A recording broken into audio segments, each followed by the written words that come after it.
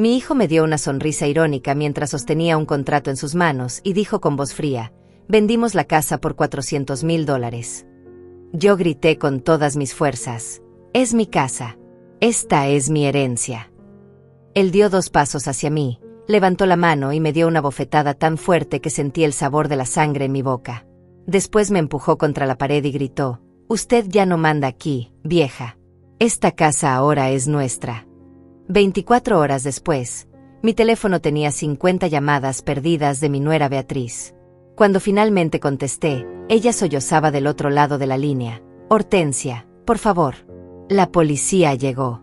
Nos van a llevar presos. Yo solo susurré 3 palabras antes de colgar: disfruten la prisión. Ahora sí, déjenme explicarles cómo llegamos hasta aquí, porque esta historia no comenzó ayer. Esta historia comenzó hace muchos años, cuando mis abuelos tomaron una decisión que mi hijo Rubén nunca pudo perdonar. Pero antes de hablar del pasado, necesito que entiendan algo muy importante. Yo dejé que todo esto pasara. Yo vi cómo mi hijo planeaba robarme. Yo escuché cada palabra de su traición. Yo grabé cada segundo de su crimen.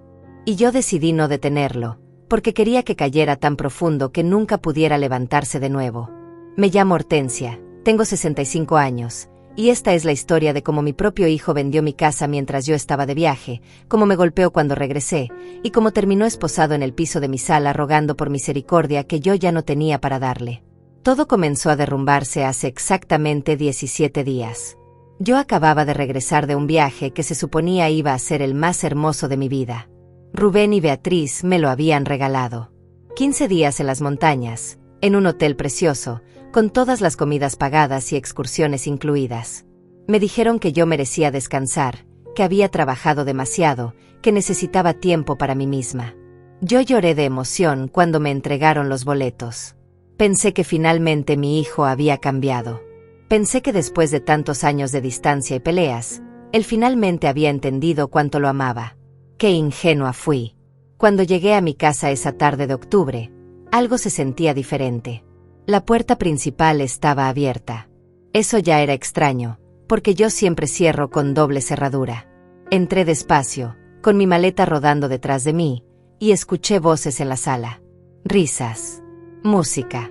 El sonido de copas chocando. Me asomé por el pasillo y lo que vi me heló la sangre. Rubén estaba sentado en el sillón de mi abuelo, ese sillón de cuero café que tiene más de 50 años, con una botella de whisky en la mano. Beatriz estaba a su lado, usando un vestido rojo brillante que nunca le había visto, con joyas nuevas en el cuello. Y había un hombre que yo no conocía, un tipo de traje gris que fumaba un cigarro en mi sala como si fuera su propia casa. Solté la maleta. El ruido los hizo voltear. Rubén me vio y su expresión cambió por completo. Primero fue sorpresa, después algo que parecía molestia, y finalmente esa sonrisa irónica que nunca voy a olvidar. Se puso de pie lentamente, dejó la copa sobre la mesa y caminó hacia mí con pasos seguros. Mamá, dijo con una voz que intentaba sonar dulce pero estaba llena de veneno, regresaste antes de tiempo. No te esperábamos hasta el jueves. Yo lo miré a los ojos y le pregunté lo único que importaba en ese momento. ¿Qué está pasando aquí, Rubén? ¿Quién es esta persona? Él se rió.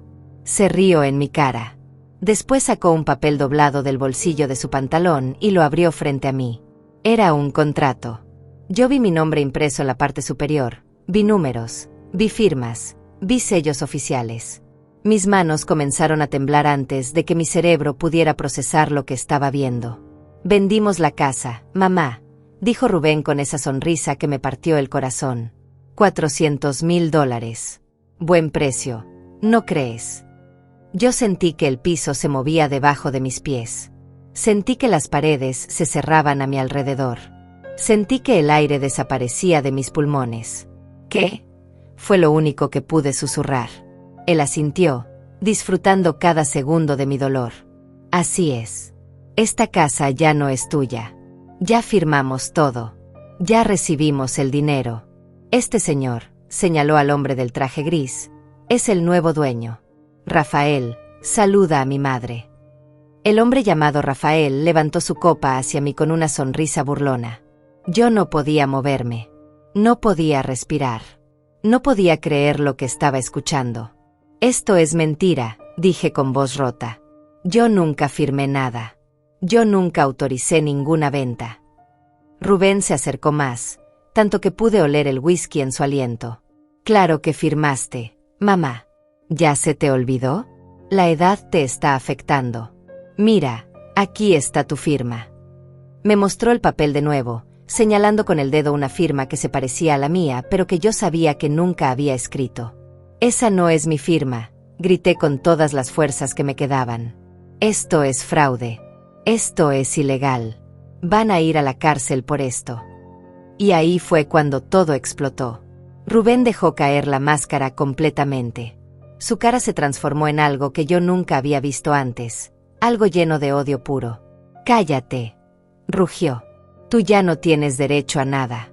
Esta casa debió ser mía desde que murieron los abuelos. Ellos estaban locos cuando decidieron dejártela solo a ti. Yo soy el hijo. Yo soy el hombre de esta familia. No tú». Yo intenté responder, intenté defenderme, pero antes de que pudiera abrir la boca, su mano voló hacia mi cara. El golpe fue tan fuerte que me tiró contra la pared. Sentí un dolor agudo en el pómulo, sentí algo caliente correr por mi labio, sentí que mis piernas se doblaban. Caí al suelo. Beatriz gritó algo, pero no la escuché bien. Mis oídos zumbaban. Mi visión estaba borrosa. Rubén se inclinó sobre mí, me agarró del brazo con fuerza brutal y me levantó a medias. «Escúchame bien, vieja estúpida», dijo con los dientes apretados. «Usted ya no manda aquí. Esta casa es nuestra. El dinero es nuestro. Y si intenta hacer algo, si intenta llamar a alguien, si intenta causar problemas, le juro que se va a arrepentir». Me empujó de nuevo y yo volví a caer. Esta vez no intenté levantarme. Me quedé ahí, en el piso de la sala donde jugué cuando era niña, donde mis abuelos me enseñaron a leer, donde me casé, donde crié a mi hijo. Me quedé ahí sangrando mientras Rubén, Beatriz y Rafael seguían bebiendo como si nada hubiera pasado. Escuché a Beatriz decir: «Deberíamos llevarla a algún lado». Rubén respondió: «Que se vaya sola. Ya no es nuestro problema». Finalmente logré ponerme de pie. Me limpié la sangre de la boca con la manga de mi suéter. Los miré a los tres. Rubén tenía esa expresión de victoria en la cara. Beatriz evitaba mi mirada. Rafael parecía aburrido. Yo caminé hacia la puerta, recogí mi maleta y salí de mi propia casa sin decir una palabra más. Caminé por la calle con la cara hinchada, con la ropa arrugada, con el corazón destrozado. La gente me miraba. Algunos preguntaron si estaba bien. Yo solo seguí caminando. Pero aquí está la parte que Rubén nunca imaginó. Aquí está el detalle que lo iba a destruir completamente. Antes de irme de viaje, yo había instalado cámaras de seguridad en toda la casa. No porque desconfiara de él en ese momento, sino porque Orlando, mi abogado y amigo de toda la vida, me había insistido. Hortensia, me había dicho 3 semanas antes: «Algo no me gusta de cómo Rubén está actuando últimamente. Instala cámaras. Solo por precaución». Yo lo había hecho casi sin pensarlo. Cámaras pequeñas, escondidas en los libreros, en las lámparas, en los marcos de los cuadros. Cámaras que grababan todo. Cámaras que habían capturado cada palabra, cada movimiento, cada crimen que Rubén había cometido durante mi ausencia. Mientras caminaba por la calle con la cara sangrando y el alma hecha pedazos, saqué mi teléfono y marqué el único número que importaba en ese momento. Orlando contestó al segundo tono. «Hortensia, ¿qué pasó? ¿Estás bien?» Mi voz salió quebrada, apenas un susurro. «Tenías razón. Rubén vendió la casa. Me golpeó. Necesito verte ahora». Hubo un silencio del otro lado, después escuché el sonido de llaves. «Voy para allá. Mándame tu ubicación. No hables con nadie más». Me senté en la banca de un parque a 2 cuadras de mi casa. La casa que ya no era mía, según el contrato falso que Rubén había fabricado. Toqué mi cara hinchada y sentí la piel caliente, sensible. El labio me palpitaba. Podía sentir cómo se formaba el moretón en mi pómulo. 65 años de vida y nunca nadie me había puesto una mano encima. Hasta hoy. Hasta que mi propio hijo decidió que yo ya no merecía ni respeto ni dignidad. Orlando llegó en 15 minutos. Bajó de su carro casi corriendo, con el maletín en la mano y la cara llena de preocupación. Cuando me vio, se detuvo en seco. Dios mío, Hortensia. Se sentó a mi lado y examinó mi rostro con cuidado. Ese desgraciado te golpeó. No era una pregunta. Era una afirmación llena de rabia. Yo solo asentí. No podía hablar sin que se me quebrara la voz otra vez. Orlando sacó un pañuelo limpio de su bolsillo y lo presionó suavemente contra mi labio. Vamos a destruirlo, dijo con una calma que me asustó más que cualquier grito. Vamos a destruirlo completamente. Fuimos a su oficina. Era sábado por la tarde y el edificio estaba vacío, pero Orlando tenía llaves de todo. Me sentó en el sillón de cuero café de su despacho, me trajo agua, me dio pastillas para el dolor. Después abrió su laptop y me miró con esos ojos grises que conocía desde hacía 30 años. Cuéntame todo desde el principio. No te saltes ningún detalle. Y yo le conté. Le conté sobre el viaje sorpresa que Rubén y Beatriz me habían regalado. Le conté sobre las cámaras que él mismo me había pedido instalar. Le conté sobre lo que encontré cuando regresé a casa. Le conté sobre el contrato, sobre Rafael, sobre el golpe, sobre las amenazas. Orlando escuchó cada palabra sin interrumpir. Cuando terminé, se recostó en su silla y cerró los ojos por un momento. ¿Las cámaras siguen grabando?, preguntó. Yo saqué mi teléfono. Sí. Están conectadas a una aplicación. Puedo ver todo en tiempo real. Sus ojos se iluminaron. Muéstrame. Abrí la aplicación y le pasé el teléfono. Orlando comenzó a revisar las grabaciones de los últimos 15 días, adelantando y retrocediendo, tomando notas en un cuaderno. De repente se detuvo. Hortensia, mira esto. Era una grabación del tercer día después de que yo me fui de viaje. Rubén estaba en la sala con Beatriz y Rafael. Los tres sentados alrededor de la mesa del comedor, con papeles esparcidos por todas partes. Subí el volumen. La voz de Rubén salía clara desde los altavoces del teléfono. La vieja se va a enterar eventualmente, pero para entonces ya va a ser demasiado tarde. Vamos a tener el dinero, vamos a tener todo legalizado, y ella no va a poder hacer nada. Beatriz preguntó, ¿estás seguro de que la firma va a pasar? Rafael se rió. Tengo un contacto en el registro público. Le pasé $5,000. Va a sellar todo sin hacer preguntas. Orlando y yo nos miramos. Él apretó pause y escribió algo más en su cuaderno. Esto es oro puro, dijo. Esto es conspiración para cometer fraude, falsificación de documentos, soborno a funcionario público. Esto es suficiente para meterlos a la cárcel por años. Yo sentía algo extraño en el pecho. No era alivio todavía. Era algo más oscuro. Era sed de justicia. Era necesidad de venganza. ¿Qué hacemos ahora?, pregunté. Orlando cerró la laptop y me miró directo a los ojos. Ahora los dejamos creer que ganaron. No entendí de inmediato. Él se inclinó hacia adelante. Hortensia, escúchame bien. Si vamos a la policía ahora mismo, Rubén va a contratar abogados, va a inventar historias, va a decir que tú le diste permiso, que estás confundida por la edad, que firmaste y no te acuerdas. Va a hacer tu palabra contra la suya. Sí, tenemos las grabaciones, pero él va a alegar que son ilegales, que no pueden usarse como prueba.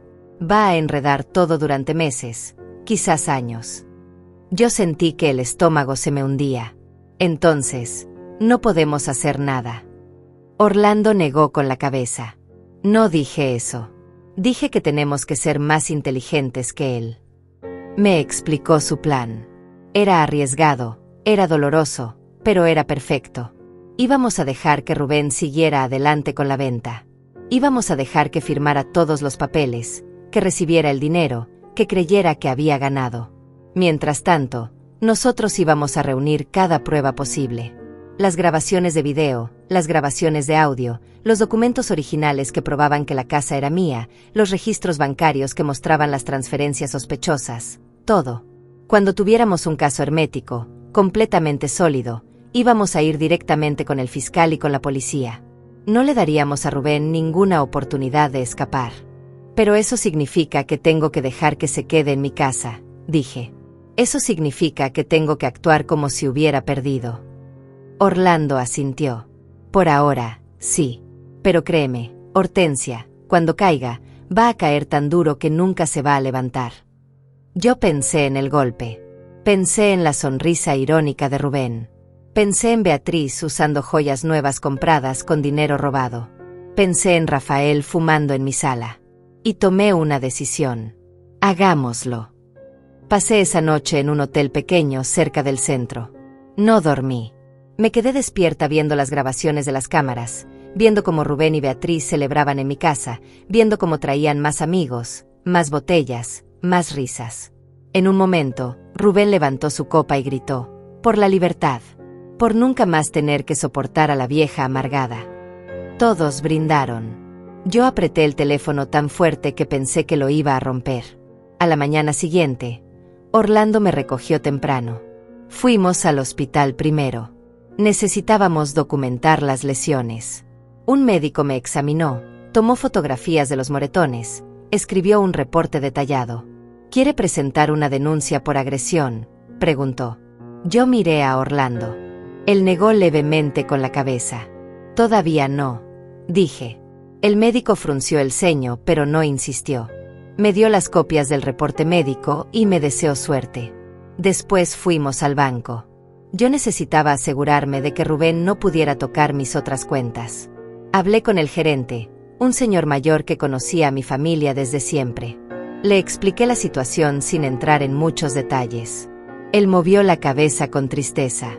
«Lo siento mucho, señora Hortensia. Voy a bloquear todas sus cuentas inmediatamente. Nadie va a poder acceder a ellas sin su presencia física y su identificación». Firmé los papeles necesarios. Al menos eso estaba seguro. Orlando me llevó después a su casa. Su esposa, una mujer dulce llamada Patricia que siempre me había tratado como familia, me recibió con un abrazo largo. «Quédate aquí todo el tiempo que necesites», dijo. Yo agradecí, pero sabía que no podía quedarme mucho. Tenía que seguir adelante con el plan. Tenía que prepararme para la guerra. Durante los siguientes 3 días, Orlando y yo trabajamos sin parar. Revisamos cada segundo de las grabaciones. Encontramos conversaciones donde Rubén admitía haber falsificado mi firma. Encontramos el momento exacto donde le entregaba dinero a Rafael. Encontramos mensajes de texto en el teléfono de Rubén, porque resulta que las cámaras habían capturado la pantalla cuando la dejaba sobre la mesa. Mensajes donde coordinaba todo con el funcionario corrupto del registro público. Mensajes donde se burlaba de mí. Mensajes donde planeaba qué hacer conmigo después de que la venta estuviera completa. Uno de esos mensajes decía: «Cuando todo esté listo, la vamos a meter a un asilo. No puede quedarse dando vueltas causando problemas». Otro decía: «La vieja no tiene a nadie más. No tiene amigos.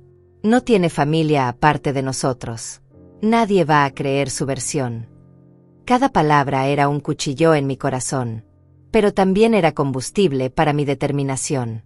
Orlando contactó a un fiscal que conocía, alguien de confianza que odiaba la corrupción. Le mostró un adelanto de las pruebas. El fiscal, un hombre joven de apellido Márquez, se quedó callado por un largo rato después de ver los videos. «Esto es suficiente para acusaciones criminales serias», dijo finalmente. «Fraude, falsificación, conspiración, agresión. Si me traen el paquete completo de evidencia, yo puedo mover esto rápido». Orlando asintió.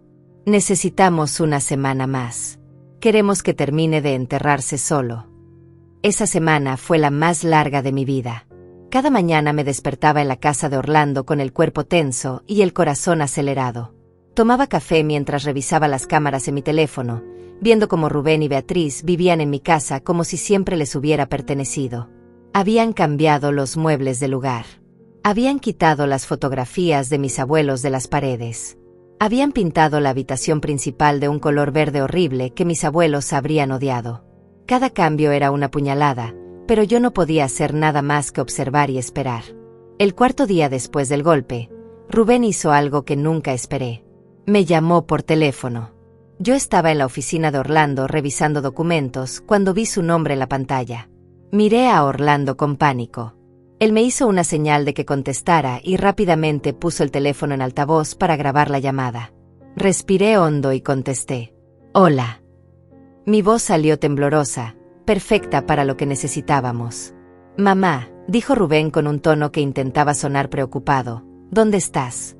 Han pasado días y no sabemos nada de ti. Yo apreté los puños. ¿Y ahora te importa dónde estoy? Después de robarme mi casa, después de golpearme, ahora te preocupas. Hubo un silencio incómodo del otro lado. Mamá, yo no te robé nada. Esa casa legalmente me pertenecía. Los abuelos estaban equivocados al dejártela solo a ti. Yo solo corregí un error. Su voz ya no sonaba preocupada. Sonaba fría, calculadora. Falsificaste mi firma, dije con voz quebrada. Eso es un crimen, Rubén. Él se rió. Se rió como si yo hubiera dicho algo gracioso. ¿Quién va a creerte, mamá? Tienes 65 años. La gente va a pensar que estás confundida, que tal vez firmaste y no te acuerdas. Además, ya todo está registrado legalmente. La casa ya no es tuya. El dinero ya está en nuestras cuentas.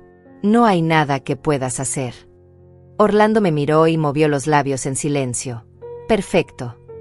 Rubén estaba confesando todo otra vez, y esta vez en una llamada que estábamos grabando oficialmente. ¿Por qué me llamaste entonces?, pregunté. Rubén suspiró como si estuviera lidiando con una niña difícil. Porque a pesar de todo, sigue siendo mi madre.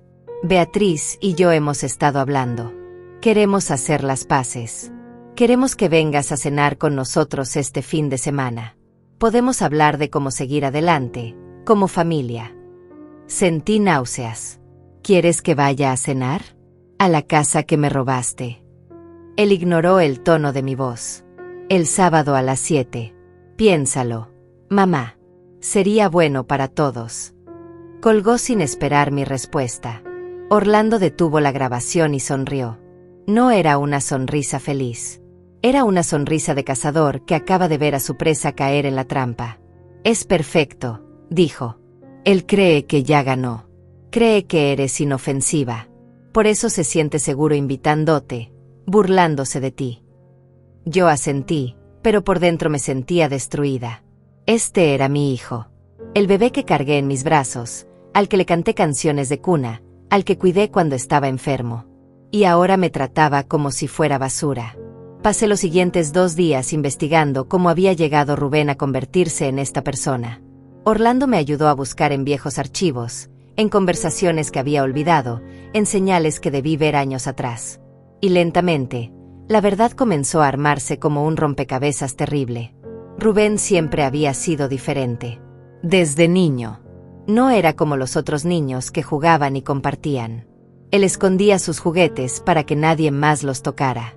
Mentía sobre cosas pequeñas sin razón. Culpaba a otros de sus errores. Mi esposo, que murió hace 2 años, siempre decía que Rubén tenía algo roto por dentro, algo que no sabíamos cómo arreglar. Cuando Rubén tenía 17 años, mis abuelos lo cacharon robando dinero de la caja fuerte de su casa.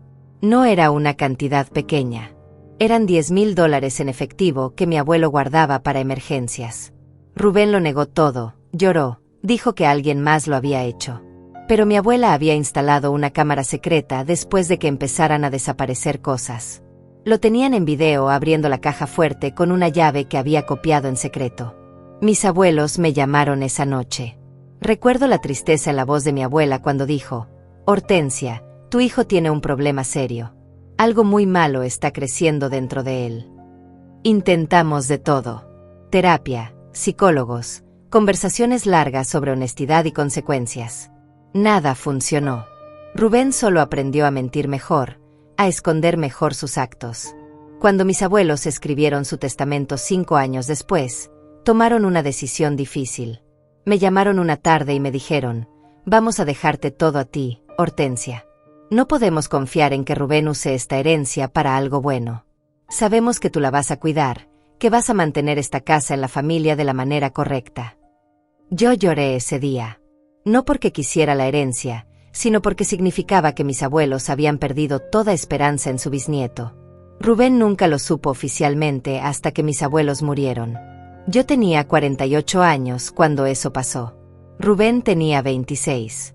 Cuando el abogado leyó el testamento y quedó claro que la casa, el dinero, todo era solo para mí, Rubén se levantó de la silla y salió del despacho sin decir palabra. No habló conmigo durante 3 años después de eso. 3 años de silencio absoluto. Cuando finalmente volvió, dijo que había madurado, que entendía la decisión de los abuelos, que quería reconstruir nuestra relación. Yo le creí. Qué estúpida fui.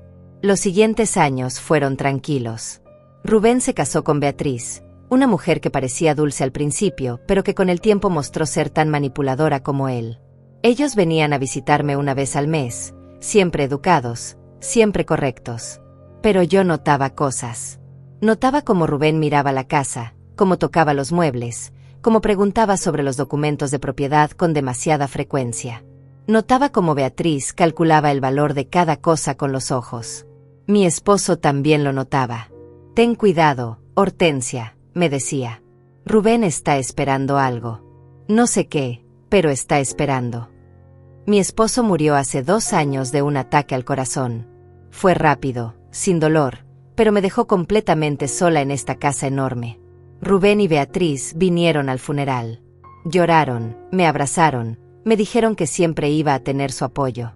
Después del entierro, Rubén se quedó conmigo unos días. Me ayudó con los papeles del seguro, con los trámites bancarios, con todo lo legal que viene después de una muerte. Yo pensé que finalmente había encontrado al hijo que siempre quise tener. Pero lo que realmente estaba haciendo era estudiar mis finanzas, averiguar dónde estaba cada documento, aprender el sistema de seguridad de la casa, planear su robo. Los últimos 6 meses antes del viaje fueron extraños. Rubén empezó a visitarme más seguido. 2, 3 veces por semana. Siempre con Beatriz. Siempre trayendo comida, flores, regalos pequeños. Me hablaban de lo sola que me veía, de lo grande que era la casa para una sola persona, de lo peligroso que era para una mujer de mi edad vivir sin compañía. Deberías pensar en vender, decía Rubén con voz suave. Podrías comprar un departamento pequeño, más manejable, algo más seguro. Yo siempre respondía lo mismo, esta casa es mi hogar. Aquí están todos mis recuerdos. No voy a venderla nunca. Entonces empezaron las preguntas más directas. ¿Tienes todos los documentos de la casa en orden?, preguntaba Beatriz mientras tomábamos té. ¿Está todo a tu nombre? No hay ningún problema legal. Yo le aseguraba que sí, que todo estaba perfectamente registrado. Ella sonreía. Qué bueno, suegra. Solo queríamos asegurarnos de que estés protegida. Ahora entiendo que estaban verificando que no hubiera obstáculos para su plan. Hace 3 meses, Rubén llegó con una propuesta. Mamá, quiero que firmes una procuración. Solo por seguridad. Si algo te pasa, si te enfermas o tienes un accidente, yo podría manejar tus asuntos sin problemas legales. Yo dudé. Algo en mi estómago me gritaba que no lo hiciera.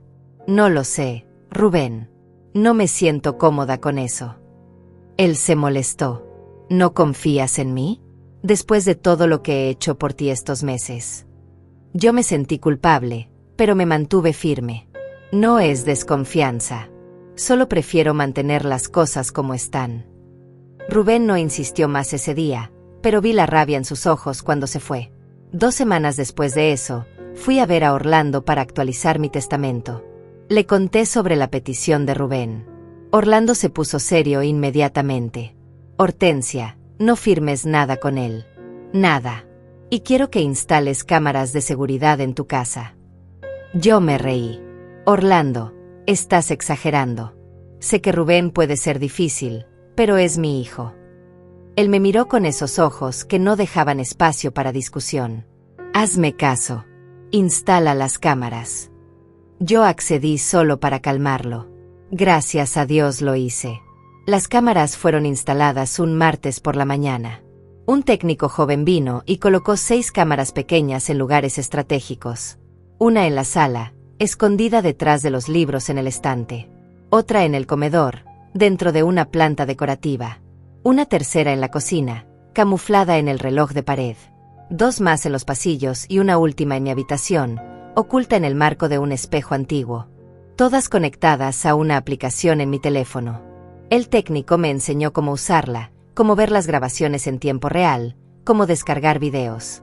Con esto va a poder ver todo lo que pasa en su casa, esté donde esté, me dijo. Yo asentí, pensando que nunca las necesitaría realmente. Una semana después de instalar las cámaras, Rubén y Beatriz llegaron con la sorpresa del viaje. Fue un viernes por la tarde.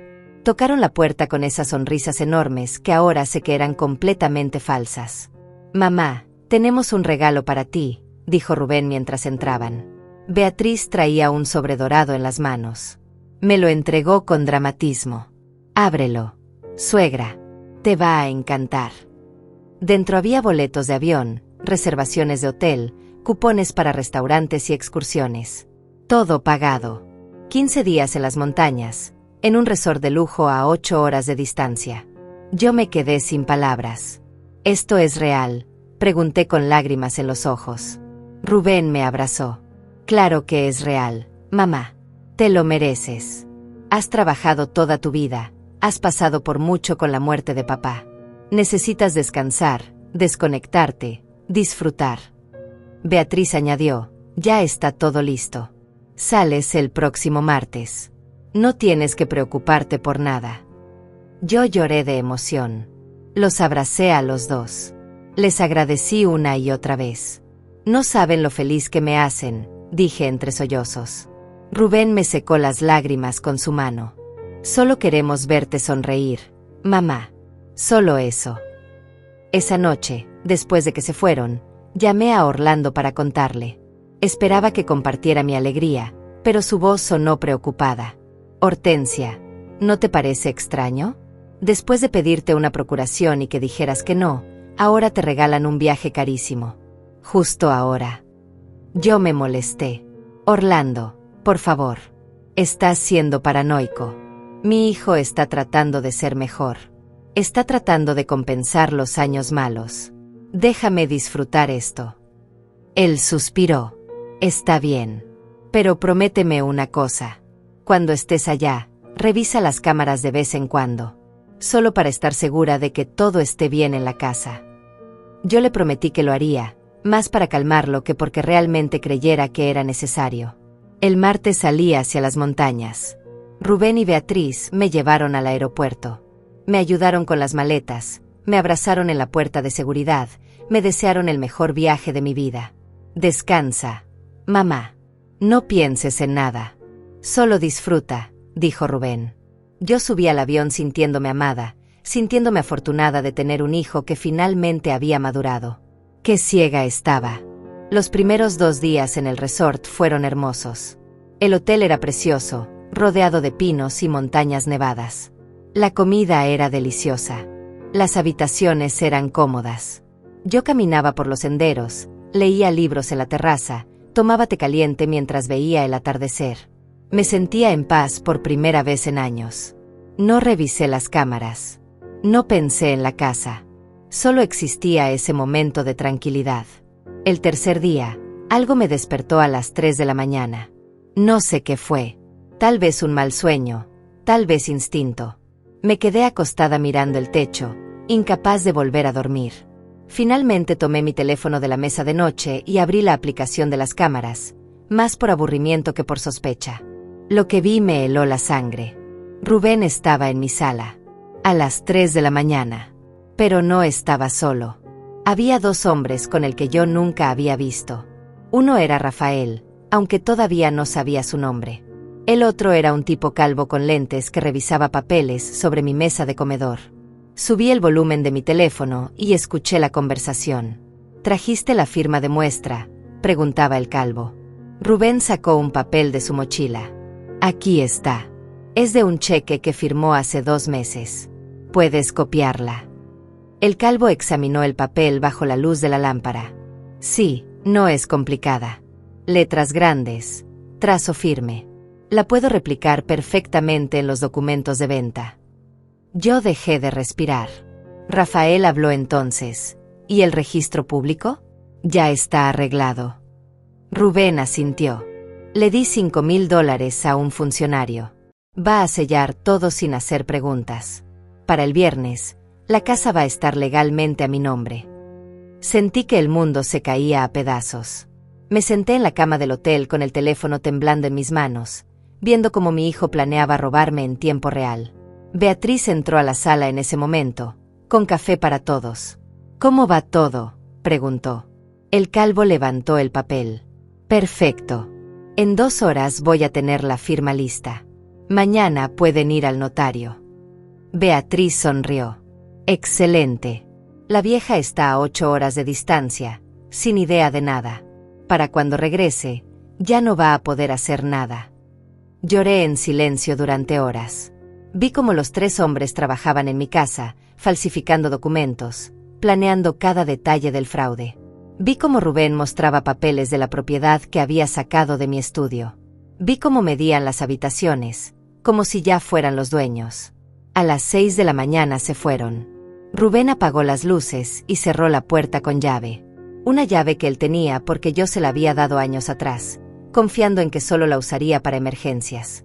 Tomé mi teléfono con manos temblorosas y llamé a Orlando. Eran las 6:30 de la mañana. Él contestó con voz de sueño. «¿Hortensia? ¿Qué pasa?» No pude hablar durante varios segundos. Solo lloraba. «Orlando», finalmente logré decir, «tenías razón. Rubén me está robando. Lo vi todo.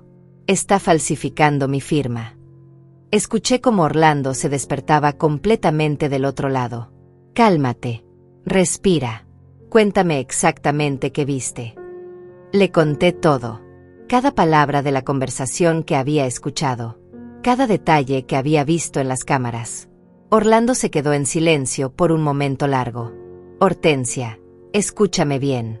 Esto es muy grave, pero también es nuestra oportunidad. Las cámaras grabaron todo, ¿verdad?» Yo revisé la aplicación. Sí, todo está guardado en la nube.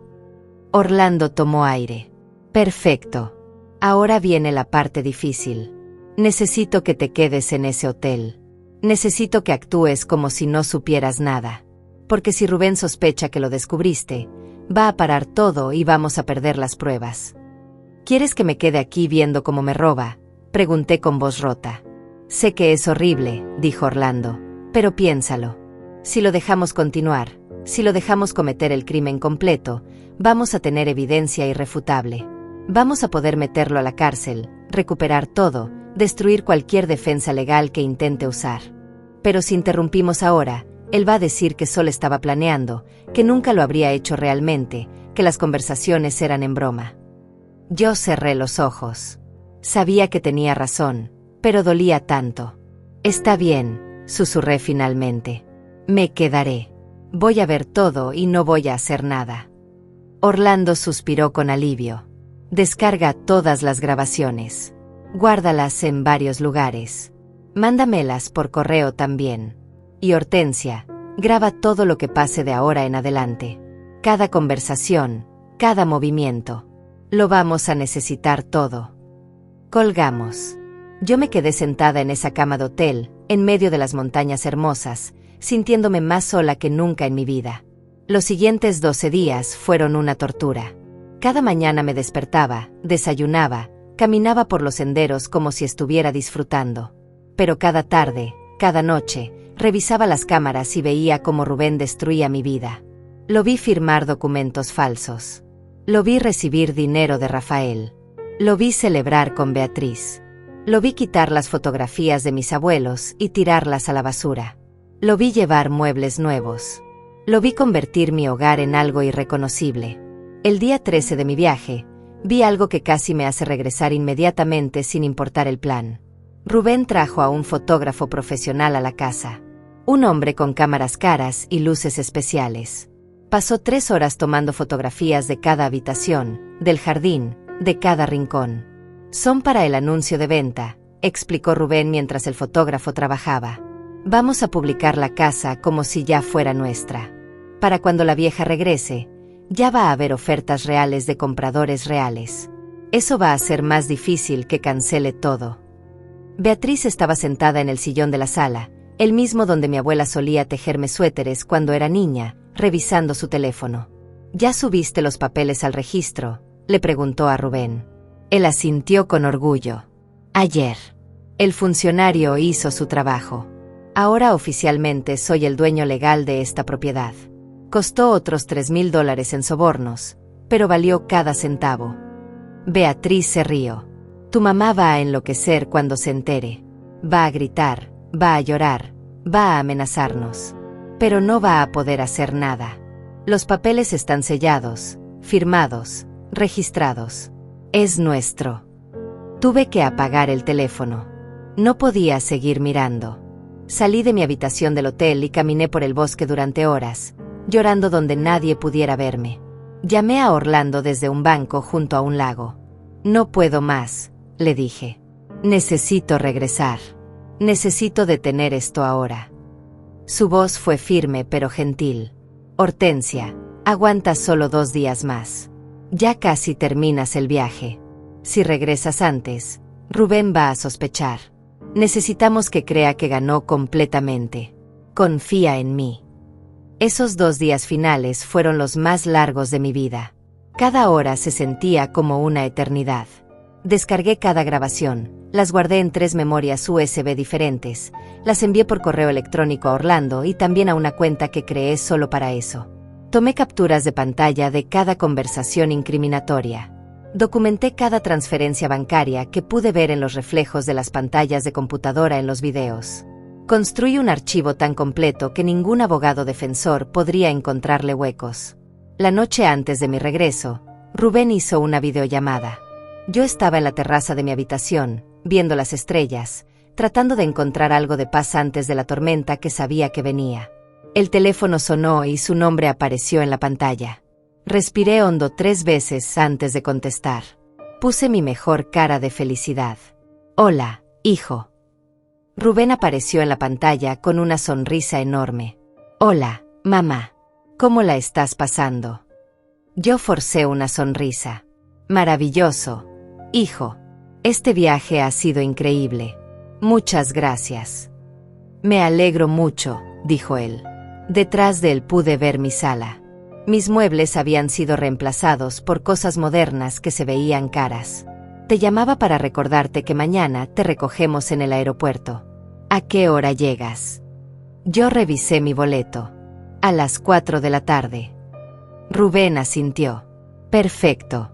Ahí estaremos. Y mamá, hay algunas cosas de las que tenemos que hablar cuando regreses. Cosas importantes sobre la casa, sobre el futuro. Mi corazón latió más rápido, pero mantuve la voz calmada. Todo está bien. Él sonrió con esa sonrisa que ahora reconocía como pura maldad. Sí, todo está perfecto. Solo son cambios necesarios. Ya verás. Colgamos. Yo me quedé mirando el teléfono durante largo rato. Cambios necesarios. Qué manera tan fría de describir un robo. Esa noche no dormí nada. Hice las maletas a las 5 de la mañana, desayuné sin probar realmente la comida, tomé el taxi al aeropuerto como autómata. En el avión de regreso, cerré los ojos e intenté prepararme mentalmente para lo que venía.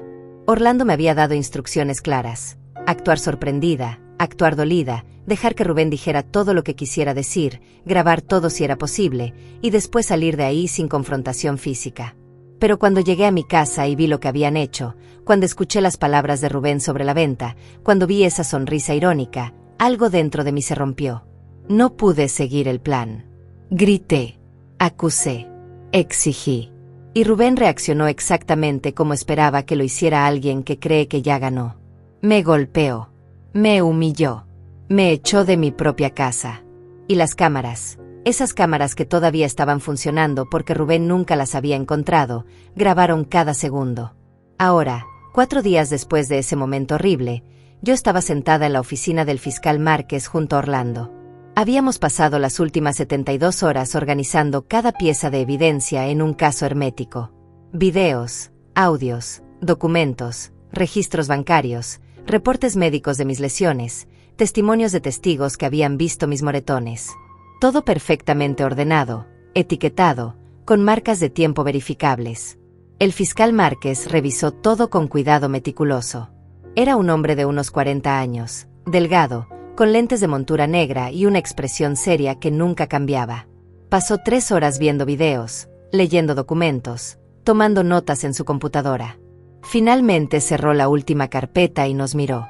Esto es uno de los casos más sólidos que he visto en años, dijo. Fraude documental con agravantes. Falsificación de firma. Soborno a funcionario público. Conspiración para cometer fraude. Agresión física con lesiones documentadas. Cada cargo tiene múltiples pruebas irrefutables. Orlando se inclinó hacia adelante.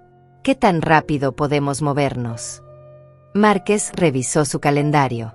Puedo tener órdenes de arresto para mañana en la mañana. Voy a coordinar con la policía para ejecutarlas simultáneamente. Rubén, Beatriz y Rafael que mencionan. También voy a emitir una orden para arrestar al funcionario corrupto del registro público. Yo sentía algo extraño en el pecho. No era felicidad todavía. Era anticipación. Era necesidad de justicia. ¿Van a ir a la cárcel?, pregunté con voz apenas audible. Márquez me miró directamente a los ojos. Señora Hortensia, con estas pruebas, no solo van a ir a la cárcel. Van a quedarse ahí por años. Estamos hablando de múltiples delitos graves. Rubén está viendo mínimo 8 años de prisión. Beatriz al menos 5 por complicidad. Rafael probablemente 6. Y eso sin contar los cargos civiles que usted puede presentar después para recuperar cualquier dinero que hayan gastado. Yo asentí lentamente. 8 años. Mi hijo iba a pasar 8 años en prisión. Una parte de mí, la parte que todavía era madre, sintió dolor. Pero la parte más grande, la parte que había sido traicionada y golpeada, sintió que la justicia finalmente existía. Esa noche regresé a la casa de Orlando y Patricia. Cené con ellos en silencio, apenas probando la sopa que Patricia había preparado con tanto cariño. ¿Estás bien?, me preguntó ella mientras recogía los platos. Yo no supe qué responder. ¿Estaba bien? Mi hijo había intentado destruirme. Mañana iba a ser arrestado. Mi vida nunca volvería a ser la misma. No lo sé, dije finalmente. Pero estoy haciendo lo correcto. Patricia me apretó la mano. Sí, lo estás haciendo. A las 11 de la noche, mi teléfono comenzó a sonar. Era Rubén. Dejé que sonara hasta que fue a buzón de voz. Volvió a llamar inmediatamente. Y otra vez. Y otra vez. 6 llamadas seguidas. Finalmente envió un mensaje de texto. Mamá, necesitamos hablar. Ven a cenar mañana. Tenemos que arreglar las cosas como familia. Yo le mostré el mensaje a Orlando. Él sonrió con amargura. Está nervioso. Algo le está diciendo que las cosas no están saliendo como planeó. Pero ya es demasiado tarde para él. No respondí el mensaje. La mañana siguiente me desperté a las 6. No había dormido realmente, solo había cerrado los ojos durante algunas horas. Me bañé, me vestí con ropa cómoda, tomé café que no pude terminar. Orlando entró a la cocina a las 7. Márquez acaba de llamar. Las órdenes están listas. La policía va a ejecutarlas a las 9 en punto. Miré el reloj. 2 horas. En 2 horas mi hijo iba a ser arrestado. Orlando y yo llegamos a una cafetería a 3 cuadras de mi casa a las 8:30 de la mañana. Nos sentamos en una mesa junto a la ventana donde podíamos ver la calle, pero nadie podía vernos fácilmente desde afuera. Pedimos café que ninguno de los dos tocó. Yo tenía el teléfono en la mano, revisando obsesivamente las cámaras de la casa. Rubén y Beatriz estaban desayunando tranquilamente en mi cocina. Ella reía por algo que él había dicho. Los dos vestían ropa cara que yo nunca les había visto antes.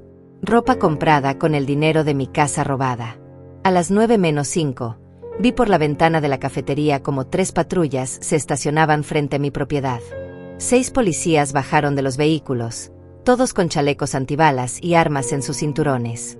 El fiscal Márquez bajó de un carro oscuro que se estacionó detrás de las patrullas.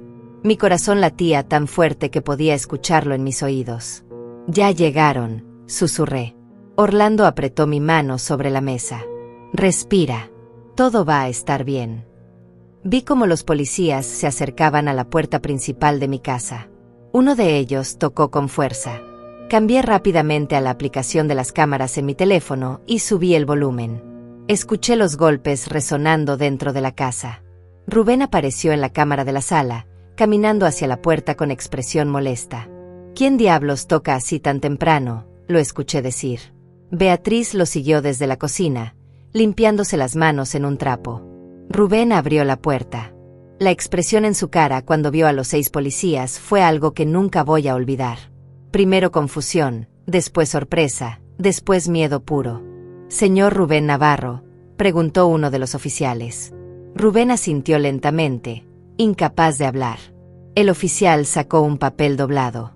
«Tenemos una orden de arresto en su contra por los delitos de fraude documental, falsificación de firma, soborno a funcionario público y agresión. Tiene derecho a permanecer en silencio». Las palabras continuaron, pero Rubén ya no escuchaba. Su cara se había vuelto blanca como papel. «¿Qué? No. Tiene que haber un error», finalmente logró decir. Beatriz gritó desde atrás. «¿Qué está pasando? ¿De qué están hablando?».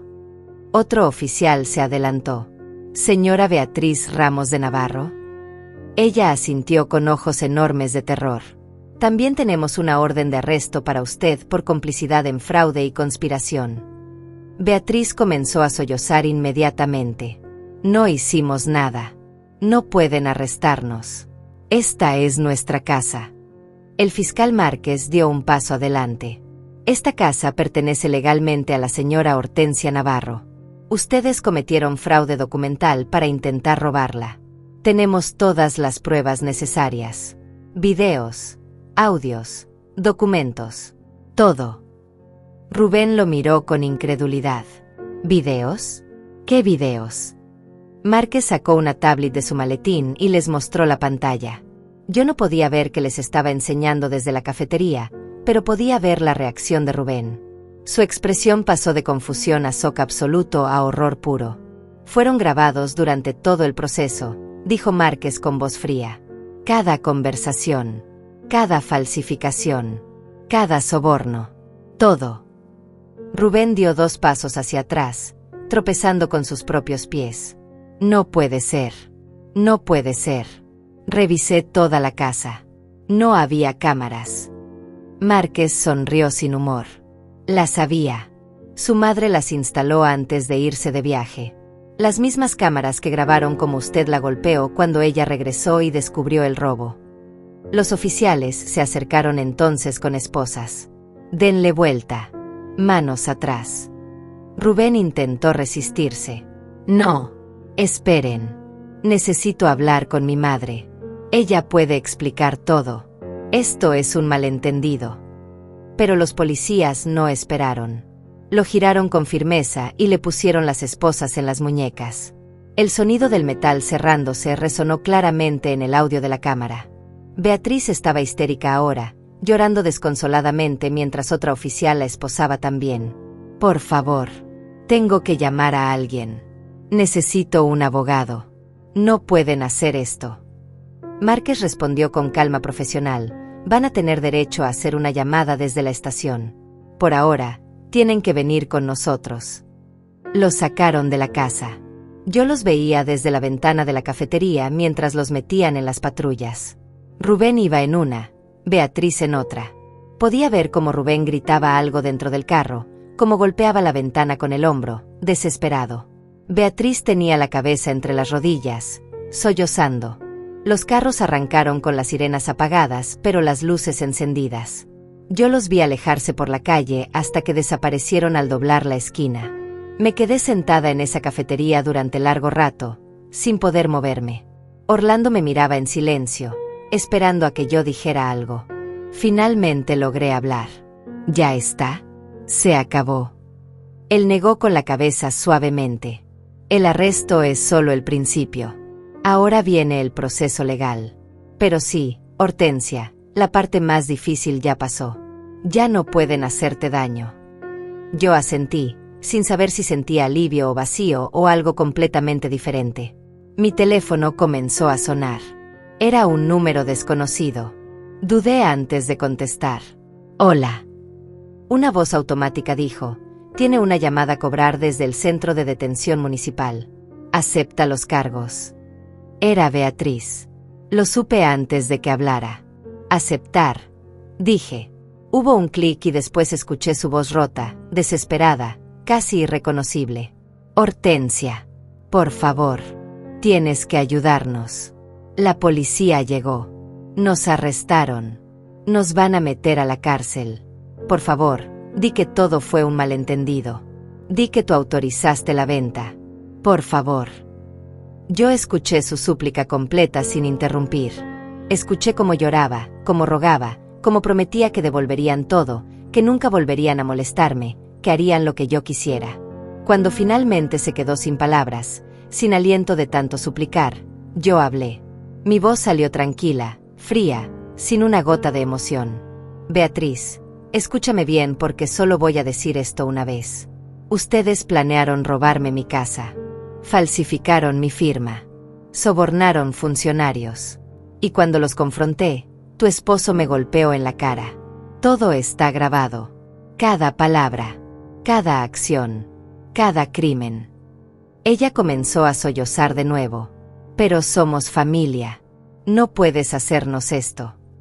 Ustedes dejaron de ser mi familia cuando decidieron destruirme, dije. Ahora van a enfrentar las consecuencias de lo que hicieron. Hubo un silencio largo. Después escuché la voz de Rubén en el fondo, gritando, déjame hablar con ella. Dámelo. Escuché sonidos de pelea, después la voz de Rubén salió por el teléfono, llena de rabia. Mamá, arregla esto ahora. Llama al fiscal. Di que fue un error. Si no lo haces, te juro que cuando salga de aquí voy a hacer que te arrepientas. Yo sonreí sin humor. ¿Me estás amenazando, Rubén? ¿Ahora? ¿Desde la cárcel? Eso solo va a agregar años a tu sentencia. Él se quedó callado por un momento. Después su voz cambió, volviéndose suplicante. Mamá, por favor. Soy tu hijo. No puedes hacer esto. Piensa en todo lo que hemos pasado juntos. Piensa en cuando era niño, cuando me querías. ¿Cómo puedes mandarme a la cárcel? Yo sentí algo quebrarse dentro de mí. Rubén, yo te quise más que a nada en este mundo. Habría dado mi vida por ti sin dudarlo. Pero tú decidiste traicionarme de la peor manera posible. Intentaste robarme el hogar que mis abuelos construyeron. Me golpeaste. Me humillaste. Y lo peor de todo, nunca sentiste ni un segundo de remordimiento. Hiciste esto tú solo. Pero soy tu hijo, gritó con desesperación. Yo respiré hondo. Ya no, un hijo no le hace esto a su madre. Tú dejaste de ser mi hijo el día que decidiste destruirme. Hubo un silencio absoluto del otro lado. Después escuché su voz, apenas un susurro roto. Por favor. Yo cerré los ojos. Una última vez, sentí una punzada de dolor maternal. Pero la aplasté con el recuerdo de su sonrisa irónica, de su mano levantada, de sus palabras crueles. Disfruten la prisión, dije finalmente, y colgué. El teléfono comenzó a sonar inmediatamente después de que colgué. Era el mismo número del centro de detención. Rubén intentando llamar de nuevo. Rechacé la llamada. Volvió a sonar. Lo rechacé otra vez. Después de la quinta llamada, simplemente apagué el teléfono y lo guardé en mi bolso. Orlando me miraba con una mezcla de preocupación y orgullo. ¿Estás bien?, preguntó. Yo asentí, aunque no estaba segura de que fuera verdad. Necesito ir a la casa. Necesito ver qué dejaron. Caminamos las 3 cuadras en silencio. Cuando llegamos, había cinta policial amarilla cruzando la entrada. Un oficial joven estaba parado afuera custodiando la escena. Orlando mostró su identificación y explicó quién era yo. El oficial asintió. El fiscal Márquez dijo que la señora Navarro podía entrar cuando quisiera. Es su propiedad. Levantó la cinta para que pasáramos. Yo respiré hondo antes de cruzar el umbral. La casa estaba destrozada. No físicamente, pero emocionalmente. Todo lo que mis abuelos habían elegido con tanto cuidado había sido reemplazado o movido. El sillón de cuero café donde mi abuelo leía el periódico cada mañana ya no estaba. En su lugar había un sofá moderno de color gris que se veía caro pero sin alma. Las cortinas de lino blanco que mi abuela había cosido a mano habían sido reemplazadas por persianas metálicas. Las fotografías familiares que colgaban en las paredes habían desaparecido completamente. En su lugar había cuadros abstractos que no significaban nada. Caminé lentamente por cada habitación. La cocina tenía electrodomésticos nuevos.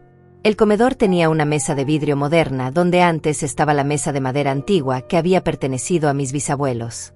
Mi habitación, mi santuario, había sido convertida en algo irreconocible. Habían pintado las paredes de un color naranja brillante. Habían quitado mi cama y puesto una completamente diferente. Habían vaciado mi armario y lo habían llenado con ropa de Beatriz. Yo me senté en el borde de esa cama extraña en mi propia habitación y finalmente dejé que las lágrimas salieran. Orlando se sentó a mi lado sin decir nada. Solo puso su mano en mi hombro y me dejó llorar.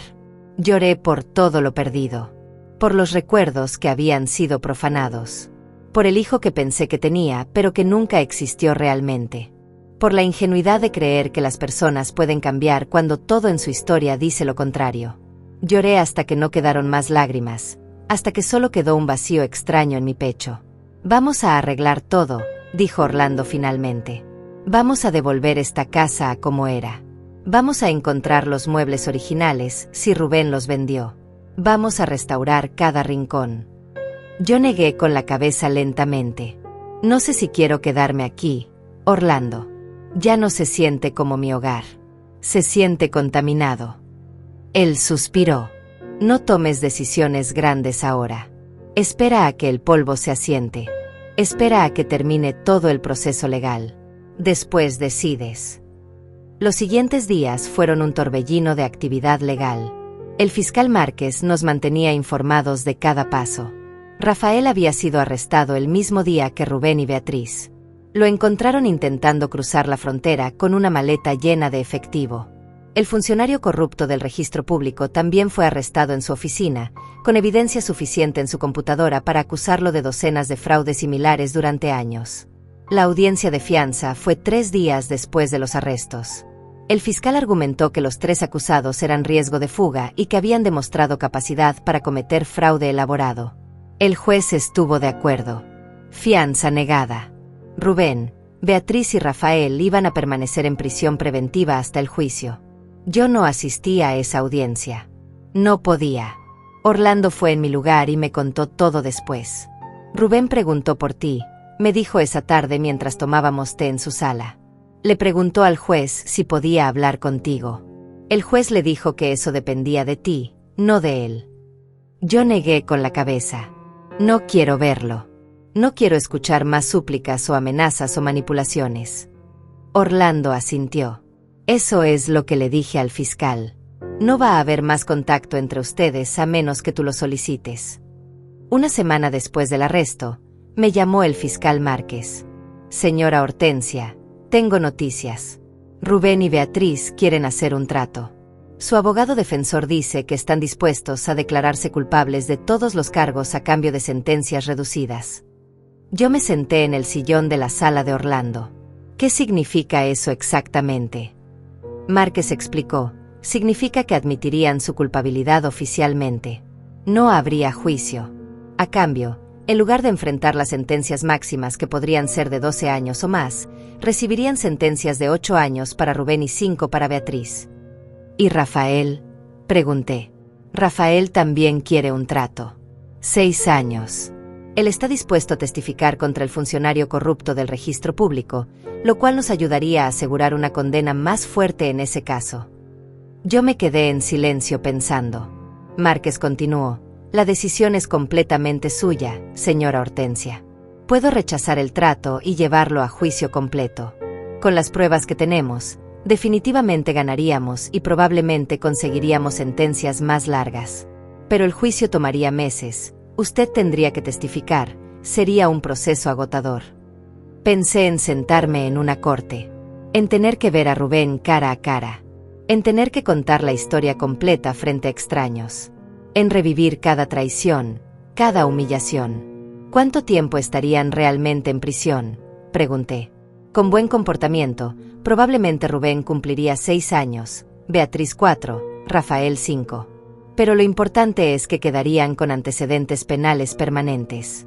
Nunca podrían borrar esto de sus historias. Nunca podrían conseguir trabajos decentes. Sus vidas quedarían marcadas para siempre. Acepto el trato, dije finalmente. No era solo por evitarme el juicio. Era porque sabía que 6 años en prisión iban a destruir a Rubén más que 12. 6 años era suficiente para romper su espíritu, pero no suficiente para que pudiera reclamar victimización completa. Era la cantidad perfecta de tiempo para que entendiera las consecuencias, sin poder culpar completamente al sistema. ¿Estás segura?, preguntó Márquez. Completamente segura, respondí. El acuerdo fue firmado 2 días después. Rubén, Beatriz y Rafael se declararon culpables ante el juez. Yo no fui a esa audiencia tampoco. Orlando me contó que Rubén había llorado cuando el juez leyó la sentencia oficial. 8 años en prisión estatal, sin posibilidad de libertad condicional antes de cumplir mínimo 6. Beatriz había desmayado cuando escuchó su sentencia de 5 años. Rafael simplemente había bajado la cabeza, aceptando su destino de 6 años sin decir palabra. Pero el caso no terminó ahí. Yo presenté una demanda civil contra los 3 por daños y perjuicios.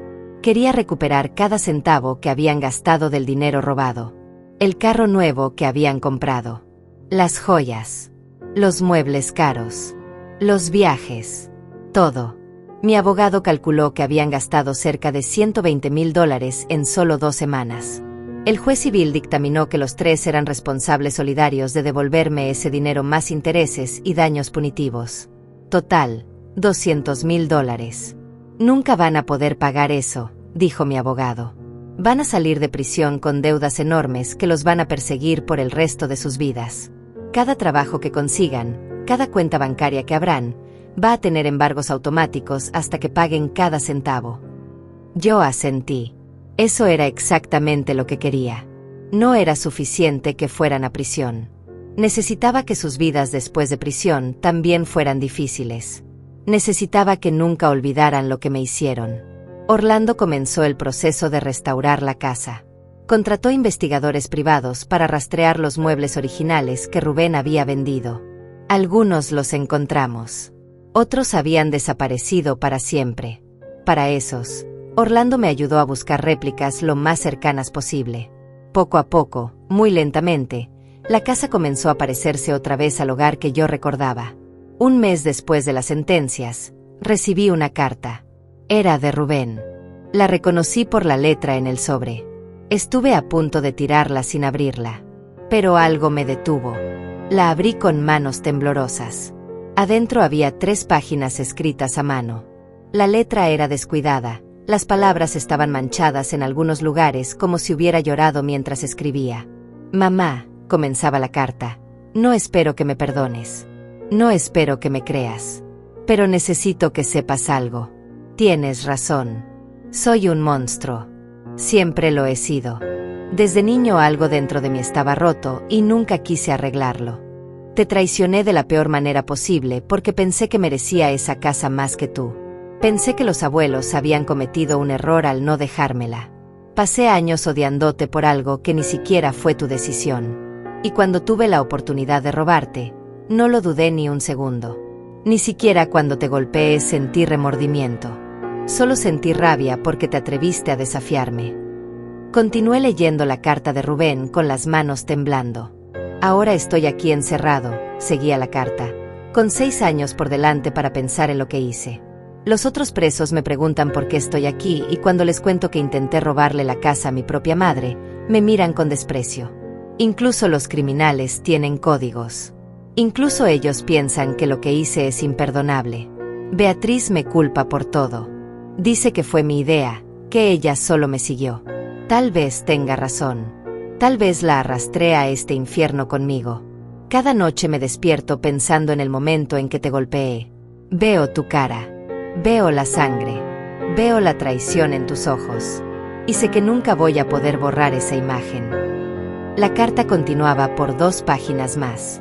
Rubén hablaba de cómo la prisión le estaba cambiando, de cómo finalmente estaba enfrentando lo que realmente era, de cómo los años de terapia que mis abuelos pagaron nunca funcionaron porque él nunca quiso cambiar. Ahora no tengo opción, escribía. Aquí no puedo escapar de mí mismo. No puedo manipular. No puedo mentir. Solo puedo existir con la verdad de lo que soy, alguien que destruyó a la única persona que siempre me amó incondicionalmente. La última página me rompió de formas que no esperaba. No te estoy pidiendo perdón, mamá. Sé que no lo merezco. No te estoy pidiendo que me visites o me escribas. Sé que no volveré a verte nunca. Solo quiero que sepas que si pudiera retroceder el tiempo, si pudiera tomar diferentes decisiones, lo haría. Pero no puedo. Y ahora tengo que vivir con eso cada día durante los próximos 6 años y todos los días después. Te robé tu hogar. Te robé tu paz. Y lo peor de todo, te robé la posibilidad de tener un hijo que valiera la pena. Lo siento, no alcanza. Nada alcanza. Pero igual lo digo. Lo siento. Rubén. Doblé la carta y la guardé en el sobre. Me quedé sentada en la sala restaurada de mi casa durante horas, solo mirando esa carta sobre la mesa. Una parte de mí quería sentir algo. Compasión, tristeza, tal vez un destello del amor maternal que una vez tuve. Pero no sentí nada de eso. Solo sentí vacío. La carta no cambiaba nada. Las palabras bonitas no borraban los hechos. Rubén había elegido su camino y ahora estaba pagando el precio. Orlando vino a visitarme esa tarde. Le mostré la carta. Él la leyó en silencio y después me miró. ¿Qué vas a hacer? Yo me encogí de hombros. Nada. No hay nada que hacer. Él dice que no espera respuesta y no va a recibirla. Orlando asintió. ¿Te hace sentir diferente? Saber que está arrepentido. Yo pensé en eso. No sé si realmente está arrepentido o si solo está asustado porque finalmente enfrentó consecuencias. Pero honestamente, ya no importa. Lo que hizo quedó hecho. Las heridas que causó no se curan con una carta. Las semanas se convirtieron en meses. La casa poco a poco volvió a sentirse como hogar. Encontré el sillón de cuero café de mi abuelo en una tienda de antigüedades a 50 kilómetros de distancia. El dueño me contó que un hombre joven se lo había vendido por casi nada hacía 2 meses. Era Rubén, sin duda. Pagué 10 veces más de lo que él recibió para recuperarlo. Volví a colgar las fotografías familiares en las paredes. Pinté las habitaciones con los colores originales. Planté flores en el jardín que mi abuela solía cuidar. 3 meses después de las sentencias, recibí una llamada de una trabajadora social de la prisión donde estaba Beatriz. Señora Navarro, su nuera Beatriz ha solicitado una visita con usted. Dice que necesita hablar sobre algo importante relacionado con su situación financiera. Yo negué inmediatamente. No tengo nada que hablar con ella. La trabajadora social suspiró. Entiendo. Solo tenía que transmitir el mensaje. Ella mencionó algo sobre devolverle dinero, sobre tener acceso a cuentas que usted no conoce. Eso me hizo dudar. ¿Qué cuentas? La trabajadora no sabía más detalles. Solo que Beatriz insistía en que tenía información valiosa que yo querría saber. Hablé con Orlando sobre esto. Podría ser una trampa, dijo. Podría estar tratando de manipularte para que la visites, para que sientas lástima por ella. Yo asentí. Pero, ¿y si realmente hay dinero escondido que no hemos encontrado? ¿Y si hay más de lo que pensamos? Orlando lo pensó. Si vas, voy contigo. Y grabamos toda la conversación. Cualquier cosa que diga puede usarse en procedimientos futuros si es relevante. Yo estuve de acuerdo. Una semana después, Orlando y yo manejamos hasta la prisión estatal para mujeres donde Beatriz cumplía su sentencia. El proceso de entrada fue humillante incluso para los visitantes. Revisiones de seguridad, detectores de metal, guardias serios que revisaban cada bolsa. Finalmente nos llevaron a una sala de visitas grande con mesas atornilladas al piso y sillas de plástico. Esperamos 15 minutos hasta que trajeron a Beatriz. Cuando la vi entrar, casi no la reconocí. Había perdido mucho peso. Su cabello, que siempre mantenía perfectamente arreglado, estaba recogido en una cola descuidada. Tenía ojeras profundas. El uniforme naranja le quedaba grande. Se veía 20 años mayor que la última vez que la había visto. Se sentó frente a nosotros con las manos temblorosas. No me miró a los ojos al principio. Gracias por venir, dijo con voz apenas audible. Yo no respondí. Solo esperé a que dijera lo que tenía que decir. Beatriz respiró hondo. Sé que me odias. Tienes todo el derecho. Pero necesito decirte algo porque mi conciencia no me deja dormir. Hay dinero que no saben. Rubén abrió 3 cuentas bancarias en las Islas Caimán antes de que nos arrestaran. Transfirió $200,000 ahí. Dinero que sacó de la venta falsa de la casa antes de que todo explotara. Orlando se inclinó hacia adelante inmediatamente. ¿Tienes pruebas de eso?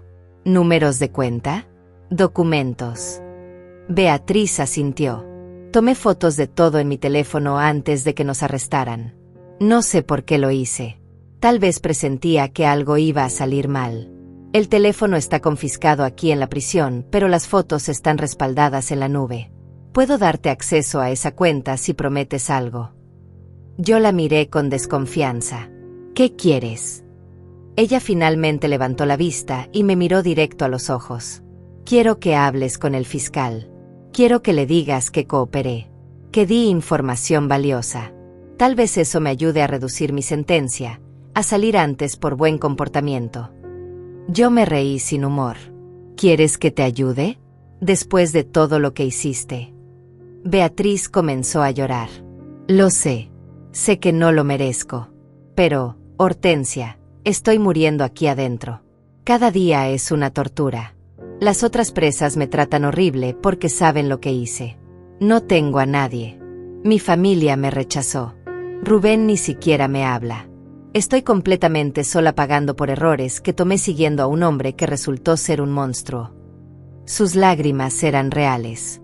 Su dolor era real. Pero yo había aprendido que el dolor no borra los crímenes. Dame la información, dije firmemente.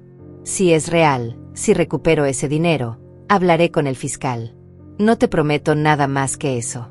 No te prometo que tu sentencia se reduzca. Solo prometo que mencionaré tu cooperación. Beatriz asintió desesperadamente. Sí, está bien. Es suficiente. Escribió en un papel el usuario y contraseña de su cuenta de nube. Está todo ahí. En una carpeta llamada Documentos Bancarios.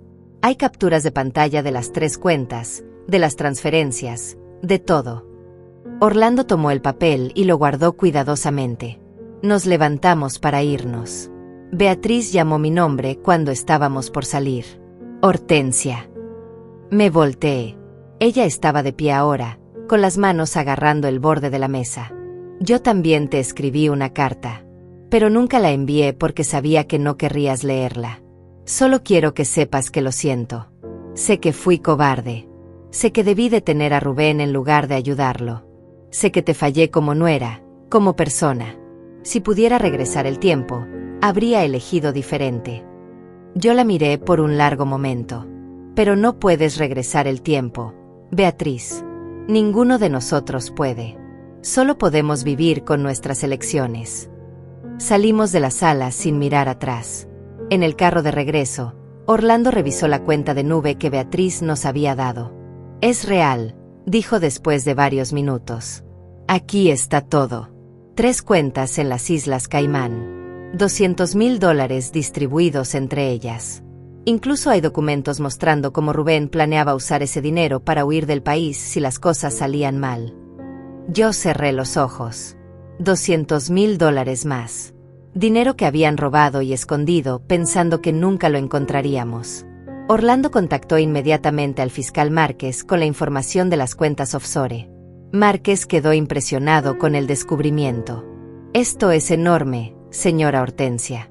Voy a coordinar con las autoridades internacionales para congelar esas cuentas y repatriar los fondos. Va a tomar algunos meses, pero ese dinero va a regresar a usted. Cumplí mi promesa y le conté sobre la cooperación de Beatriz. Márquez dijo que lo consideraría en su próxima revisión de sentencia, pero no garantizó nada. Era lo justo. Los meses siguientes trajeron una paz extraña a mi vida. La casa estaba restaurada. Los procesos legales estaban resueltos. El dinero de las cuentas offshore fue recuperado y devuelto a mis cuentas. En total, logré recuperar casi todo lo que Rubén y Beatriz habían robado. Las demandas civiles siguieron su curso. Los embargos sobre sus salarios futuros estaban establecidos legalmente. La justicia, fría y matemática, había sido servida. Pero había algo que todavía me carcomía por dentro. No era perdón. No era lástima. Era simplemente la necesidad de cerrar este capítulo completamente. 6 meses después de las sentencias, tomé una decisión. Le dije a Orlando que quería visitar a Rubén. Él me miró sorprendido. ¿Estás segura? No tienes que hacer eso. No le debes nada. Yo asentí. Lo sé, pero necesito verlo una última vez. Necesito decirle cara a cara que esto se acabó, que nunca más va a tener poder sobre mí. La prisión estatal para hombres era aún más intimidante que la de mujeres. Guardias más grandes, seguridad más estricta, una atmósfera más pesada. Cuando Rubén entró a la sala de visitas, vi que la prisión también lo había cambiado físicamente. Estaba más delgado, más pálido. Tenía un corte en la ceja que parecía reciente. Caminaba con los hombros caídos. Cuando me vio, se detuvo en seco. Sus ojos se llenaron de lágrimas instantáneamente. «Mamá», susurró. Se sentó frente a mí con las manos sobre la mesa. Yo las miré pero no las toqué. «Recibí tu carta», dije con voz neutral. Él asintió. No esperaba respuesta. No esperaba que vinieras. Yo lo miré directamente a los ojos por primera vez en meses. No vine a perdonarte, Rubén. Vine a decirte que esto se acabó. Que voy a seguir con mi vida y tú vas a seguir con la tuya, y esas vidas nunca más se van a cruzar. Él dejó escapar un sollozo. Lo entiendo. Lo merezco.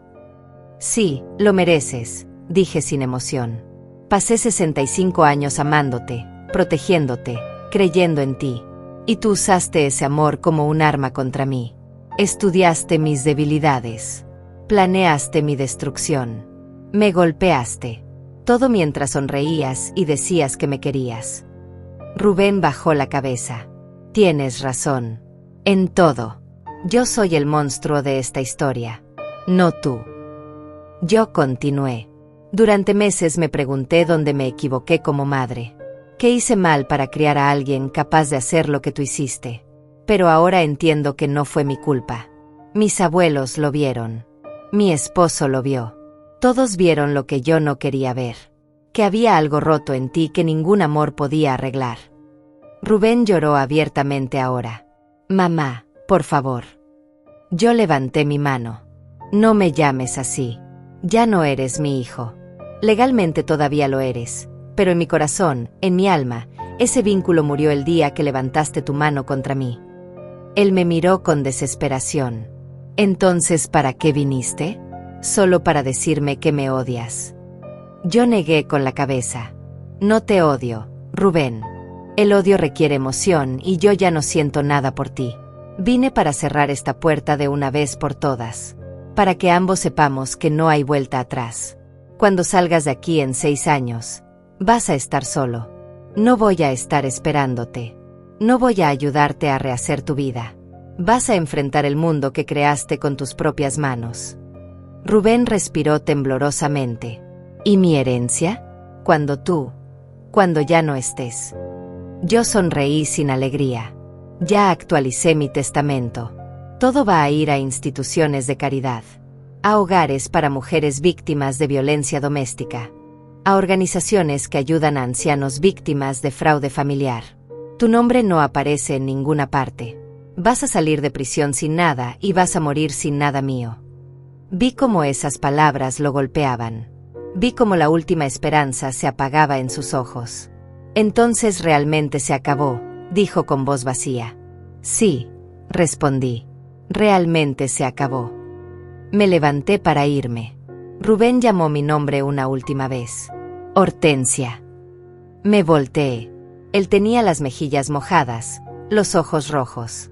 A pesar de todo, quiero que sepas que la parte de mí que todavía es humana, la parte pequeña que queda, esa parte sí te amó. Tal vez no de la manera correcta. Tal vez de una manera egoísta y rota. Pero era amor. Yo lo miré por un largo momento. El amor no destruye, Rubén. El amor no roba. El amor no golpea. Lo que tú sentías no era amor. Era posesión. Era codicia. Era todo menos amor. Salí de esa sala y no miré atrás. En el carro de regreso a casa, Orlando me preguntó cómo me sentía. Yo pensé en eso. Me siento libre, dije finalmente. Por primera vez en años, me siento completamente libre. Él sonrió. Eso es bueno. Eso es lo que mereces. Llegamos a mi casa cuando el sol comenzaba a ponerse. La luz dorada iluminaba el jardín que había trabajado tanto en restaurar. Las flores que mi abuela amaba florecían otra vez. Los árboles que mi abuelo plantó hace décadas daban sombra al porche. Entré a la casa y me senté en el sillón de cuero café recuperado. Toqué el material suave, gastado por décadas de uso. Pensé en mis abuelos. En cómo ellos habían construido este hogar con amor y trabajo duro. En cómo me lo habían confiado a mí porque sabían que yo lo cuidaría. Y pensé en cómo había estado a punto de perderlo todo por confiar en la persona equivocada. Los siguientes meses pasaron con una tranquilidad que no había experimentado en años. Volví a mi rutina. Trabajaba en el jardín cada mañana. Leía en las tardes. Tomaba té en la terraza mientras veía los atardeceres. Orlando y Patricia me visitaban seguido. Hice nuevas amistades en la comunidad. Me uní a un club de lectura. Empecé a tomar clases de pintura. Lentamente, la casa dejó de estar llena de fantasmas dolorosos y se convirtió otra vez en un hogar lleno de posibilidades. Un año después de los arrestos, recibí una notificación oficial. Beatriz había sido liberada temprano por buen comportamiento y cooperación con las autoridades. Había cumplido solo 3 años de su sentencia de 5. Parte de mí sintió rabia por eso. Pero otra parte entendió que su castigo continuaría afuera de las rejas. Las deudas. Los antecedentes. La vergüenza. Eso la perseguiría toda la vida.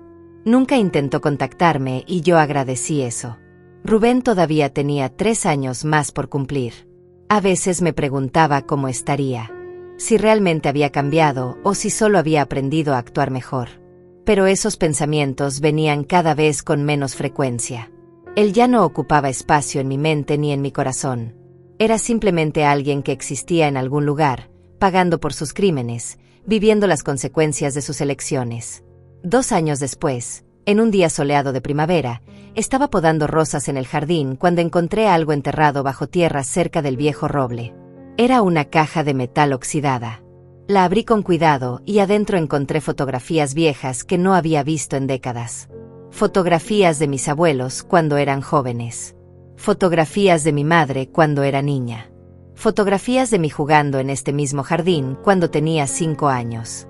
Y al fondo, una fotografía de Rubén cuando tenía 3 años, sonriendo inocentemente en los brazos de mi padre. Miré esa fotografía por largo rato.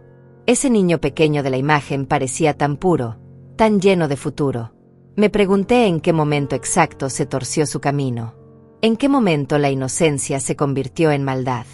Pero sabía que nunca tendría esas respuestas. Algunas preguntas simplemente no tienen respuestas satisfactorias. Guardé las fotografías en la caja excepto la de Rubén. Esa la dejé en la tierra y la volví a enterrar. Algunos recuerdos es mejor dejarlos donde pertenecen, en el pasado. Ahora, mientras escribo estas palabras en mi diario personal, sentada en mi terraza con una taza de té caliente, puedo decir honestamente que encontré paz. No fue fácil. Hubo noches de insomnio. Hubo días de dolor. Hubo momentos donde cuestioné cada decisión que tomé. Pero al final, hice lo correcto. Defendí mi hogar. Defendí mi dignidad. Defendí la memoria de mis abuelos que confiaron en mí. Mi hijo eligió traicionarme y ahora vive con esas consecuencias. Yo elegí la justicia y ahora vivo con la paz que esa decisión me trajo. La casa permanece en pie, restaurada y amada. El jardín florece cada primavera. Y yo, Hortensia, a mis 67 años, finalmente aprendí que a veces el amor más importante que podemos dar es el amor propio. El coraje de defendernos incluso cuando duele. El valor de establecer límites incluso con aquellos que alguna vez amamos más que a la vida misma. Esta es mi historia. Una historia de traición, de justicia, y finalmente, de liberación. Y si alguien algún día lee estas palabras, espero que entiendan que nunca es tarde para defender lo que es correcto, sin importar cuánto cueste.